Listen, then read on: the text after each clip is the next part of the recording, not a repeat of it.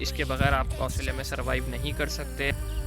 दोस्ती वोस्ती सब वहाँ पे छोड़ के आइए, यहाँ पे आके किसी से उम्मीद मत रखिए।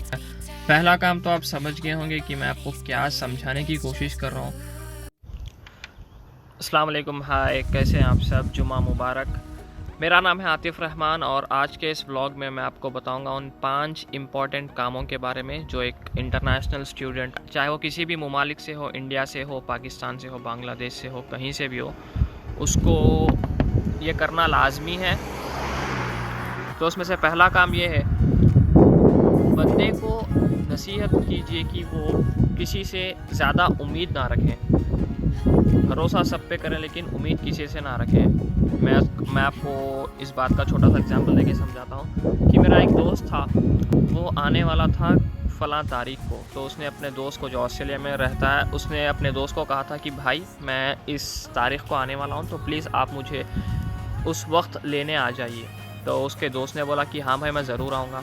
लेकिन उसके दोस्त को अचानक कुछ काम आ गया या फिर कुछ कमिटमेंट दूसरा देना पड़ा, तो वो आ नहीं सका उसके पास।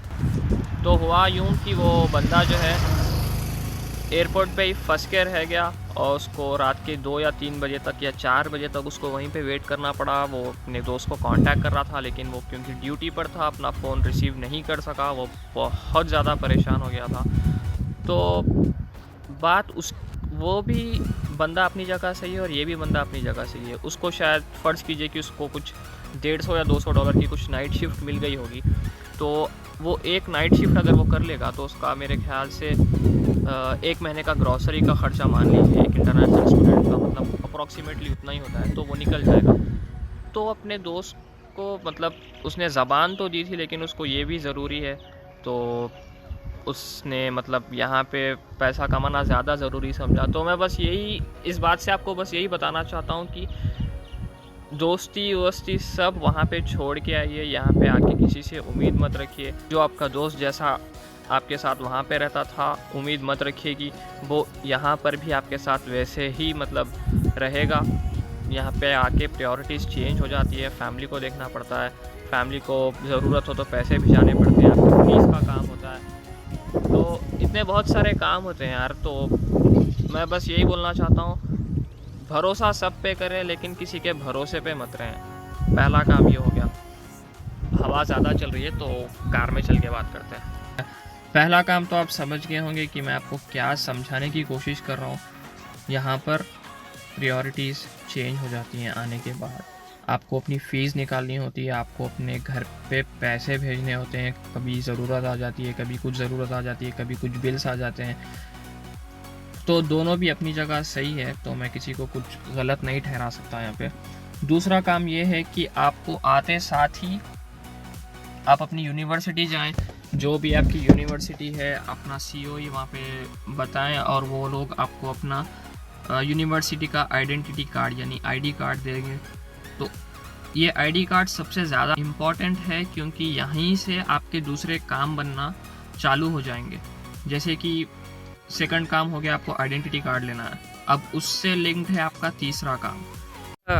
जी, तो हमारे 2 काम हो गए। हम लोग ने पहला काम में ज़्यादा किसी के ऊपर भरोसा नहीं किया, एक बैकअप रख लिया था, आसानी से हम लोग पहुंच गए अपने घर।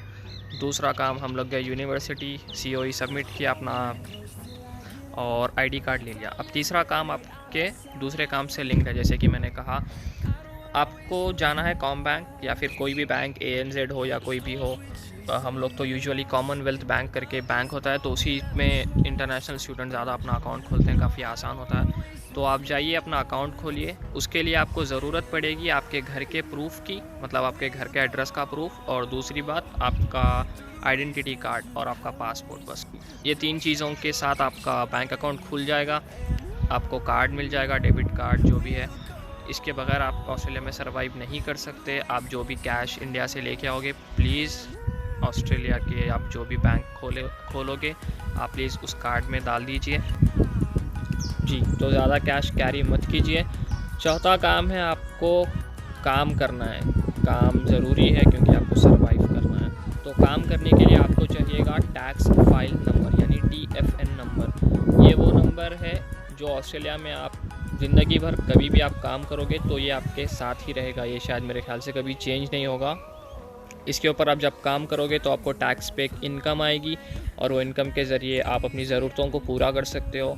और जब एंड ऑफ फाइनेंशियल ईयर होगा, आप अपनी टैक्स फाइल करोगे, आपको कुछ टैक्स रिटर्न्स भी आएंगे जो आपको सेव हो जाएंगे बाद में। और पीएफ जैसे इंडिया में सेव होता है, यहाँ पे सुपर एन्युएशन होता है, वो भी आपके ही होंगे। जब आप टैक्स पे काम करोगे तो आप सब कुछ समझ जाओगे। तो अपना चौथा काम हो गया TFN नंबर। अभी आते हैं पांचवें काम पे। पांचवा काम आपका है ABN नंबर। ये सिमिलर है TFN नंबर से।